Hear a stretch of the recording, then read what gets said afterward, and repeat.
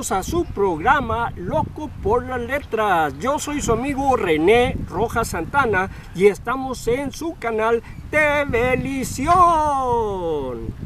Dicen de mí que yo he sido un que ustedes sigan aquí en este programa Loco por las Letras, y les doy las gracias a todos los que nos han visto y que nos han mandado mensajes. Sigan mandándonos mensajes y diciéndonos qué es lo que quieren ver, qué cuentos quieren que les lea, y en esta ocasión les voy a leer un cuento de este libro que se llama El Decamerón. Este libro lo escribió un señor que se llamaba Giovanni Boccaccio. Giovanni Boccaccio nació en el año 1313, por aquí dice, vamos a ver, aquí dice, nació en 1313, por ahí decían que había nacido en París, pero no, nació en Florencia, Italia, y muere en Certaldo, que es una población de Italia, en el año de 1375. Este libro es muy famoso, el Decamerón. Se llama Decamerón porque trae 100 cuentos contados en 10 partes.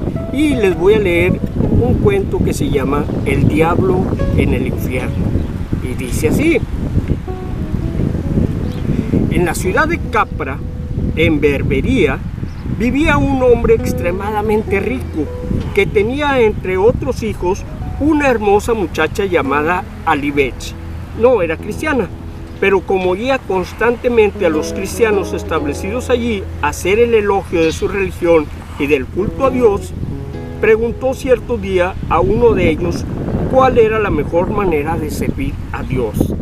La persona a quien se dirigió le dijo que aquellos que deseaban ir al cielo, con toda seguridad, renunciaban a las vanidades y a los placeres del mundo y vivían en la soledad, como los cristianos que se habían retirado a los desiertos de la Tebaida. He aquí de qué manera la muchacha, que era aún la inocencia misma y que no contaba más de 14 años, movida por un capricho infantil, más que por una idea bien madura, formó el propósito de vivir también en los desiertos de la Tebaida. Una buena mañana se puso en camino, sola, sin darle cuenta a nadie de sus propósitos, dispuesta a cumplir lo proyectado. A los pocos días llegó a aquellos solitarios lugares.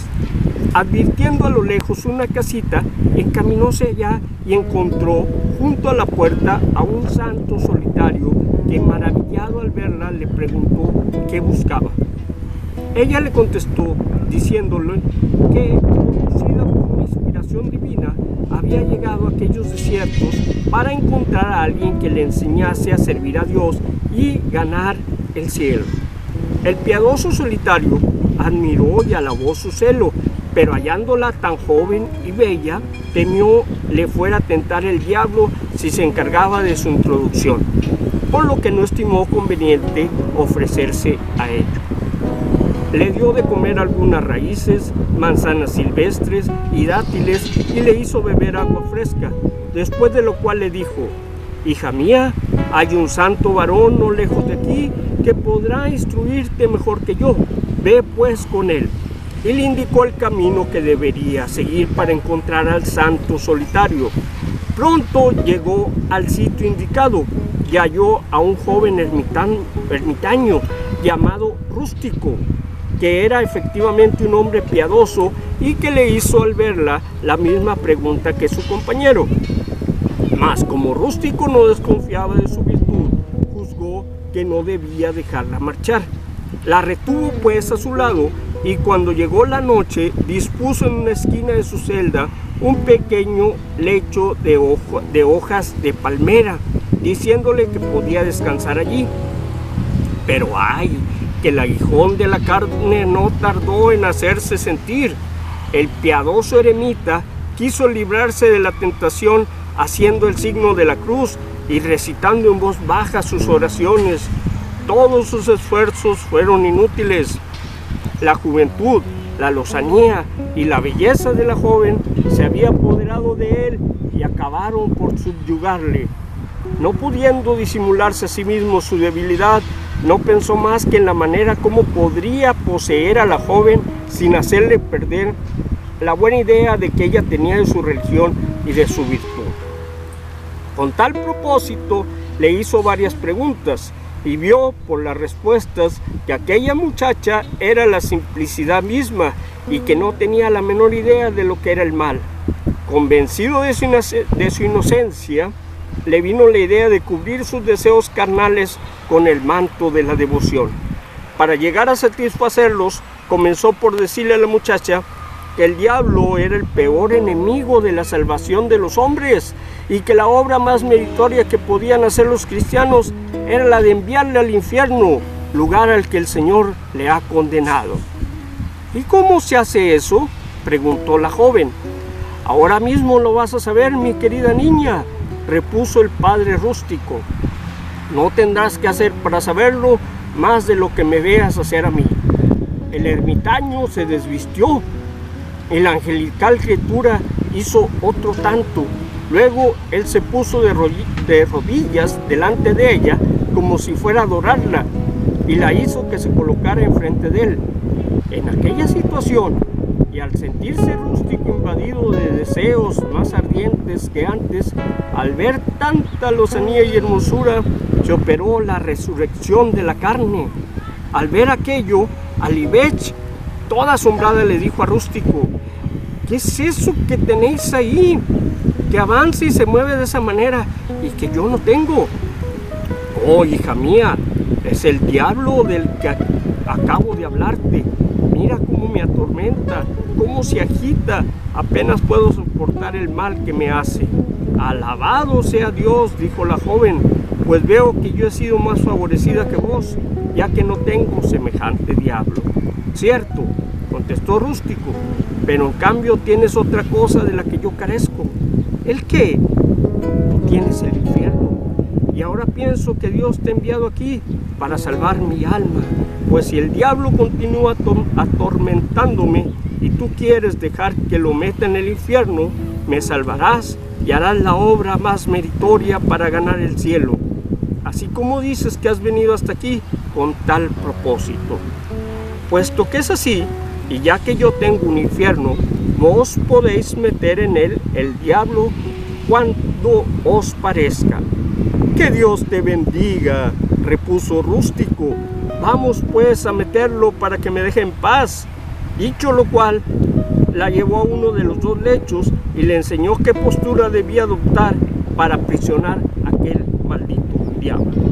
La joven Alibech, que nunca había metido al diablo en el infierno, experimentó un gran dolor ante las acometidas de aquel, por lo cual dijo: en verdad muy malo y un tremendo enemigo de Dios debe ser este diablo, pues hasta en el momento en que se le mete en el infierno causa mal. Estar tranquila, mi querida niña, repuso Rústico, no sucederá siempre así. Y para demostrar que tenía razón en lo que predecía, metió por 6 veces al diablo en el infierno antes de levantarse de la cama, lo que de tal modo colmó su orgullo que por el resto del día el diablo dejó al hermano Rústico en paz. Los días siguientes reanudaron la guerra contra el diablo y la joven, siempre obediente, no tardó en experimentar un dulce placer. Por lo que veo, le dijo a Rústico, aquellas honestas gentes de Capra tenían razón cuando decían que nada es más agradable que servir a Dios devotamente, pues no recuerdo haber gozado en toda mi vida de un placer parecido a este que experimento ahora, metiendo y volviendo a meter al diablo en el infierno, de donde deduzco que quienes no se ocupan de servir a Dios son unos grandes imbéciles. De tal suerte, no dejaba un momento tranquilo a Rústico y le decía sin cesar: Padre mío, he venido hasta aquí para servir a Dios y no para estarme sin hacer nada. Vamos pues a meter el diablo en el infierno. Se lamentaba algunas veces diciendo que si al diablo le gustaba tanto el infierno, Como al infierno le gustaba el diablo, este no querría volver a salir de él. Mas si su fervor aumentaba, el de Rústico disminuía cada día, de tal modo que al fin se vio obligado a recurrir a ciertos pretextos y tan pronto decía tener mucho frío como excesivo calor.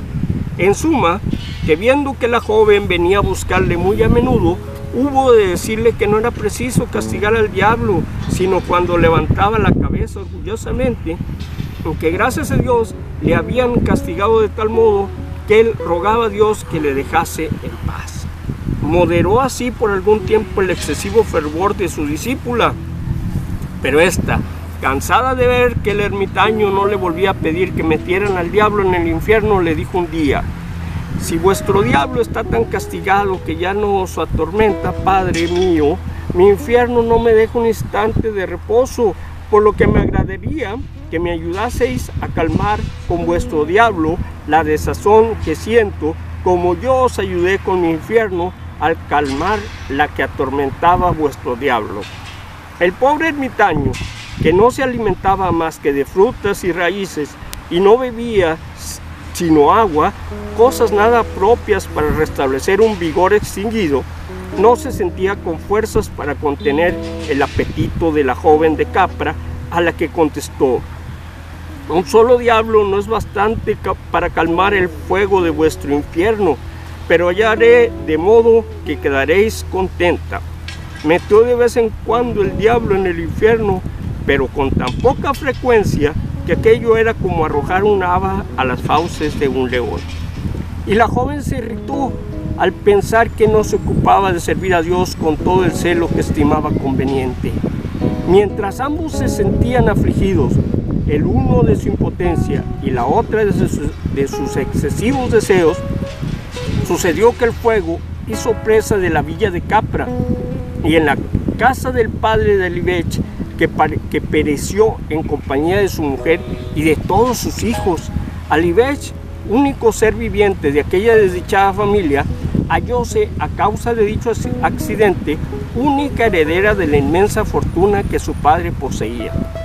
Un joven del mismo pueblo, llamado Nerval, que había gastado todos sus caudales en locos despilfarros, se acordó de la joven Alibech, que había desaparecido desde hacía 6 meses de casa de sus padres, y se puso a buscarla con el deseo de encontrarla antes de que la justicia se apoderase de los bienes de su padre, tal que si éste hubiera muerto sin dejar herederos. Tuvo tanta suerte que dio con el paradero de la joven. La llevó a Capra, si bien contra su gusto, pero con gran contento de Rústico, que no podía más, y se casó con ella, así que estuvieron de regreso. Algunas mujeres del pueblo quisieron informarse de cómo la joven, antes de casarse, había servido a Dios en la Tebaida, y ella les dijo: le he servido metiendo con la mayor frecuencia que me ha sido posible al diablo en el infierno. Y Nerval ha cometido un gran pecado impidiéndome que continuara sirviendo a Dios de esta manera. Habiéndole preguntado a las mujeres cómo metía al diablo en el infierno, les hizo ver mediante gestos y palabras de qué manera se hacía semejante cosa, lo que hizo reír a cuantas la escuchaban. Si no es más que por eso, le contestaron, no sintáis haber dejado la Tebaida, pues aquí podréis hacer otro tanto. Tened la seguridad de que Nerval servirá a Dios en colaboración con vos con tanto celo como los padres del desierto. Cuando las mujeres se marcharon, todas fueron con el cuento de lo que habían oído. Pronto se enteró todo el pueblo y no tardó en hacerse célebre la frase de que lo mejor que podía hacer un cristiano para servir a Dios era meter al diablo en el infierno. Esta frase, en forma de proverbio, ha llegado hasta nosotros y, como sabéis, se emplea todavía. Pues este fue el cuento del diablo en el infierno, del libro El Decamerón, que yo los invito a leerlo. Son 100 cuentos y este libro fue escrito allá por el año de 1300. Y pues fue todo por hoy. Muchas gracias por habernos visto y escuchado, y los espero la próxima semana. Hasta la próxima.